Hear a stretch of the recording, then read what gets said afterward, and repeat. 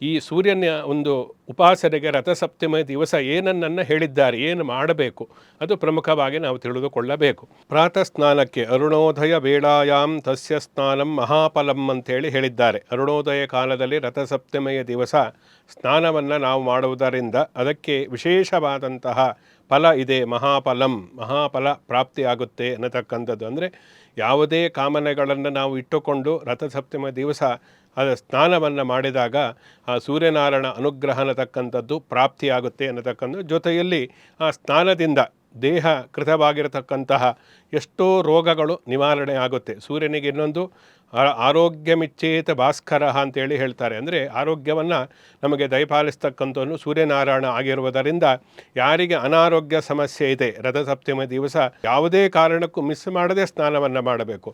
ಇನ್ನು ಆರೋಗ್ಯ ಇರತಕ್ಕಂಥ ಯೋಗ ಸಾಧನ ಕೌಶಲಂ ಅಂತೇಳಿ ಹೇಳ್ತಾರೆ. ಯೋಗವನ್ನೆಲ್ಲವೂ ಕೂಡ ಸೂರ್ಯನಿಗೆ ಸಂಬಂಧಪಟ್ಟಿರತಕ್ಕಂಥದ್ದು. ಅದರಲ್ಲಿ ಸೂರ್ಯ ನಮಸ್ಕಾರವೂ ಕೂಡ ಬರುತ್ತೆ. ಆದ್ದರಿಂದ ಈ ಪ್ರಾತಃ ಕಾಲದಲ್ಲಿ, ಅದರಲ್ಲೂ ರಥಸಪ್ತಮಿ ದಿವಸ ಅರುಣೋದಯ ಕಾಲದಲ್ಲಿ ಸ್ನಾನ, ಪ್ರಾತಃ ಕಾಲದಲ್ಲಿ ಸೂರ್ಯ ನಮಸ್ಕಾರವನ್ನು ಮಾಡತಕ್ಕಂಥದ್ದು, ಸೂರ್ಯನಿಗೆ ಅರ್ಘ್ಯವನ್ನು ಕೊಡತಕ್ಕಂಥದ್ದು ಎಲ್ಲವೂ ಕೂಡ ವಿಶೇಷವಾದಂತಹ ಫಲವನ್ನು ಕೊಡುತ್ತೆ. ಸನಾತನ ಸಂಸ್ಕೃತಿ, ಹಿಂದೂ ಧರ್ಮ, ಸಂಪೂರ್ಣ ಹಿಂದೂ ಧರ್ಮದ ಕುರಿತಾಗಿ ಧರ್ಮವಾಹಿನಿ ಚಾನಲ್ ವೀಕ್ಷಣೆ ಮಾಡಿ, ಸಬ್ಸ್ಕ್ರೈಬ್ ಮಾಡಿ, ಸಪೋರ್ಟ್ ಮಾಡಿ.